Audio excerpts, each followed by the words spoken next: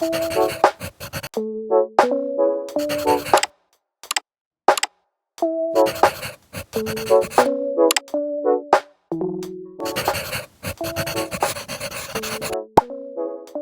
guys, welcome back to my channel and welcome to season 2 of my YouTube-ness, and welcome to Secondhand September. A lot of things to welcome you to, although I guess that last one only applies if you're actually watching this in September. So if you're not, just like imagine it. I think that's good for your brain, improves memory or something. So to kick off this new season and kick off this new month, I thought it would be a good time to share some of my online secondhand shopping tips with you. If you're new here, my name is Morgan, I'm 27, I live in Chicago, and I love thrifting. I actually went to college to study fashion, not like the design stuff, but like the businessy stuff. And that's where I learned about slow, sustainable fashion and also fast fashion and all of its issues. So that's where I became inspired to learn more about sustainability and change my consumption habits and encourage others to hopefully do the same. So I've been on a journey to shop secondhand more often, really over the past 4 years. And at first I very much did not succeed, and I did not want to try again. Because truly, in terms of convenience and finances, it is much easier to just shop new and shop fast fashion. And I found myself continually making excuses for why I needed to do that. But after doing some self-reflection, I realized that I really am in a position to be shopping more slowly and sustainably for my clothing. I'm in a position of privilege in terms of finances and size, where fast fashion is not my only option. For a lot of people, fast fashion is the only thing that is accessible in terms of price, in terms of fit and size, and I totally get that. And if that is you, if you're in that position, do not feel shame for shopping fast fashion. All I would say is try, only buy things you need and only buy things you're gonna wear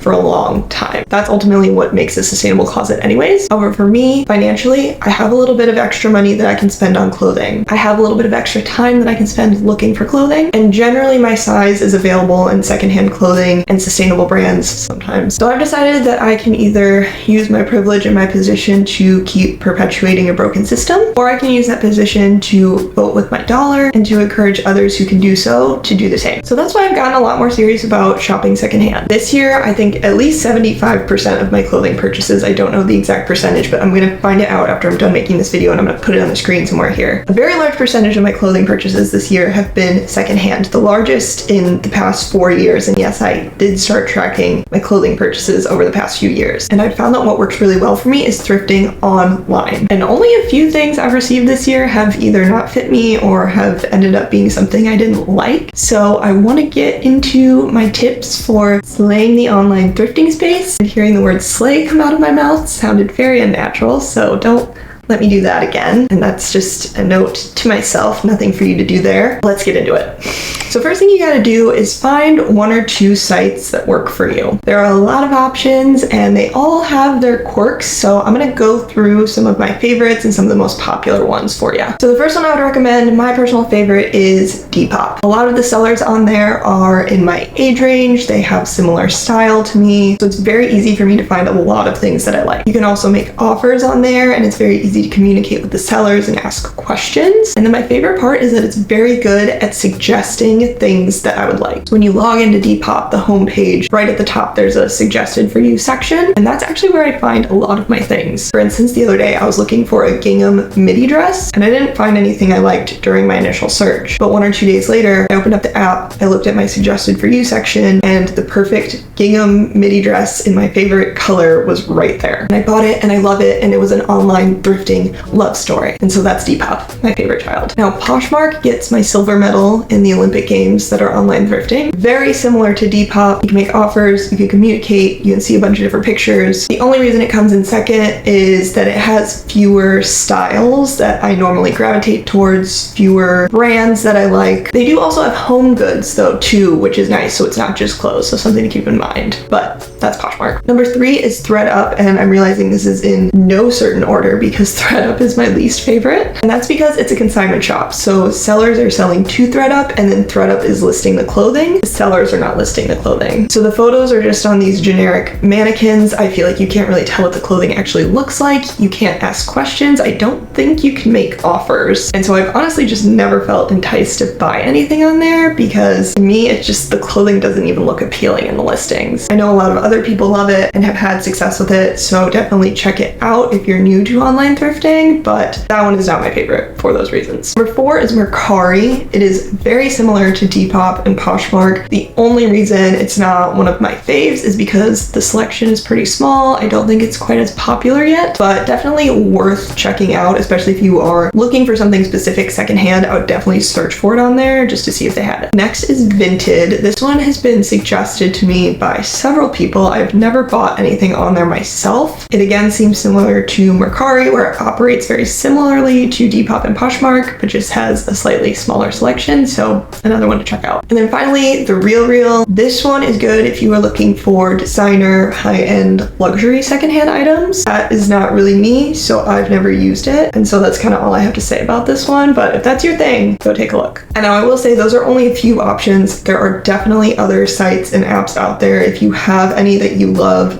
that you need the world to know about, please drop it in the comments below so that other people can discover it too. But those are some of kind of the most popular ones that I've heard of, and again, some of my personal favorites. And my second tip is to get to know the brands already in your closet. These are the brands that you want to be searching for on secondhand sites. I guess I should say the brands you love in your closet, because you may have brands you don't like in your closet. Don't search for those. We don't need more of that. But you want to be searching for brands you love, brands you know fit you, brands you know the quality of, because the odds of you receiving a piece of clothing that's actually going to fit you and that you actually like gets a lot higher when you're purchasing from a brand that you're already familiar with. One of the mistakes that I made when I first started thrifting online was I would just type in like yellow mini dress if that's what I needed, and I would buy the first cute one I saw, not pay attention to the brand at all, receive it, and then be shocked when it didn't fit me or the quality wasn't good because I had no idea what this brand was. So because we live in a world where women's sizing is for some reason incredibly inconsistent, you end up taking a big gamble if you purchase a brand that you don't already know. And going along with that, next tip is to look at what the brand is in the listing. A lot of the time people will tag different brands in their listings to get exposure. So if they have a dress that's similar to something you might get from Abercrombie, they might tag Abercrombie, but that's not the actual brand of the dress. So to avoid getting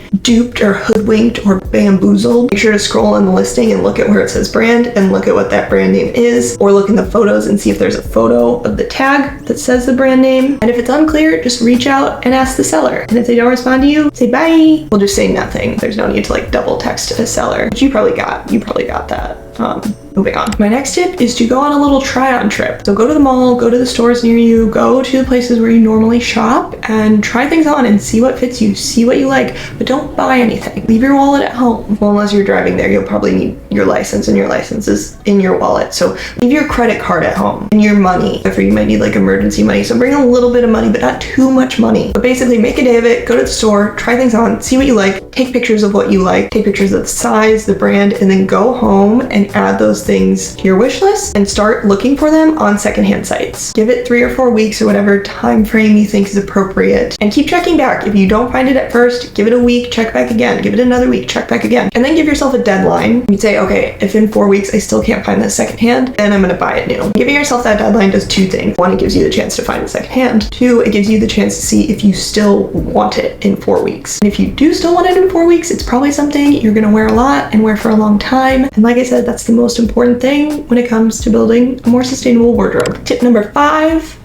I think, is to thrift simple things online. And what I mean by that is things that have flexibility in sizing. Things like t-shirts, skirts, stretchy pants, pretty much anything that's stretchy, bags, accessories. Size doesn't really matter as much. This just increases your rate of success over trying to thrift something that is very specific in sizing, like jeans. Jeans are really hard to find in general, let alone in the Thriftiverse. So unless you've already gone to the store, tried on the jeans, and know the exact brand and style that you are looking for, jeans are not something I recommend thrifting online. It's honestly just a great way to frustrate yourself and make yourself sad. So again, focusing on things that are a little bit more flexible in size, things that you can easily tailor if they're not quite the right size. Those are going to be the key things to focus on and the things you'll probably have the most success with. My next tip is to cross-reference secondhand listings if you're feeling unsure about an item. And what I mean by that is, weeks, you're doing your online thrifting, your fingers are moving this fast, and you find a shirt from Free People, and you're like, I like that shirt, but these pictures aren't that great, I can't totally tell what it looks like, but the person wrote out the exact name of the shirt in the title. Amazing. Copy and paste that title into Google, see if you can find other pictures of the shirt. Other people might have listed it secondhand on other sites, and those will usually come up if you type it into Google, and they might have better photography skills than this individual that you found at first. Or you might find the item on the brand's actual website, and then you can read reviews, gather more information about the item so that you can decide if it's something you really want or not. The other trick is a lot of secondhand listings will use the actual website photo within their listing. So you can also use that image to image search the item, and again, see if it comes up on other secondhand websites, see if they have additional photos, things like that. So just get creative with your internet sleuthing. I know you've done it. I know you've looked at your ex-boyfriend's, new girlfriend's brother's Facebook page, so you can do this too.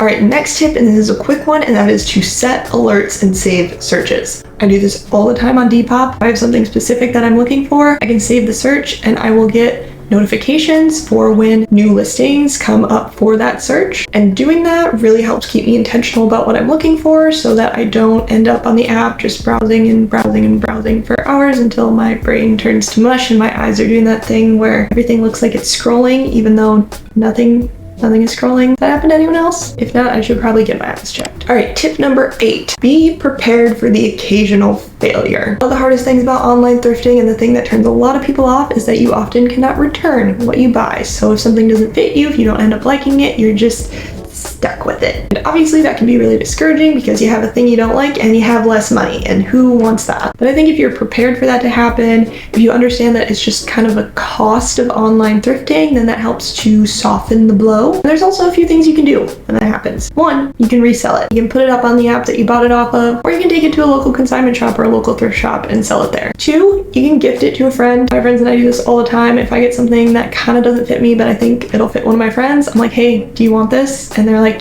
yeah, thanks. This is why we're friends. And also the fact that I like you as a person and I like your personality and we like to do similar things, but one of the reasons. And then vice versa will happen. If they get something that doesn't fit them, sometimes they'll be like, hey, you're taller than me. You could probably wear this. And I'm like, cool. Amazing. And it's just like a really copacetic moment. I think I used that correctly. Copacetic, like amiable. I'm also not sure entirely what amiable means. It's just a nice moment. It kind of cancels out your bad purchases. And the other thing you can do if it's a fit issue is you can see if you can get the item tailored. It might be another 30, 40 bucks, but at least you'll end up with something that you can actually wear instead of just being totally shit out of luck. And my final tip is to be patient. Thrifting in general, and specifically online thrifting, is a skill you have to build. It's a muscle you have to flex. And unlike fast fashion, it can be a very slow process sometimes. You may have to wait a couple of months to find the thing that you're looking for. So be patient with yourself, be patient with building your skills, and just be patient with the process. And remember, you don't have to thrift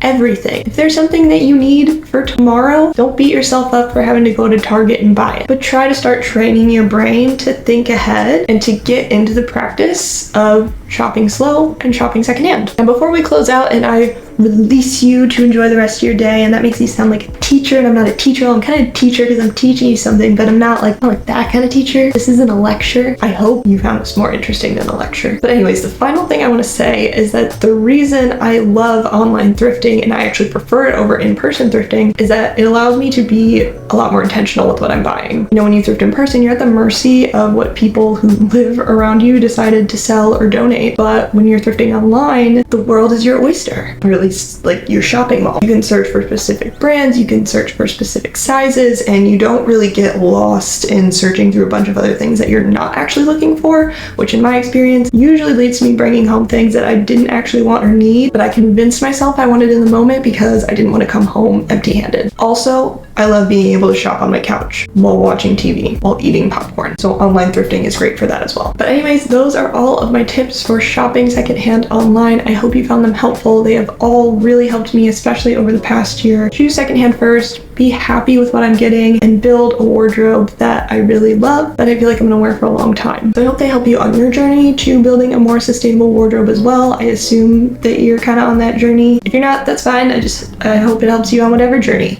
you're on. And if you like this video, make sure to like it, like physically click the like button and subscribe, and I will see you in another video next week.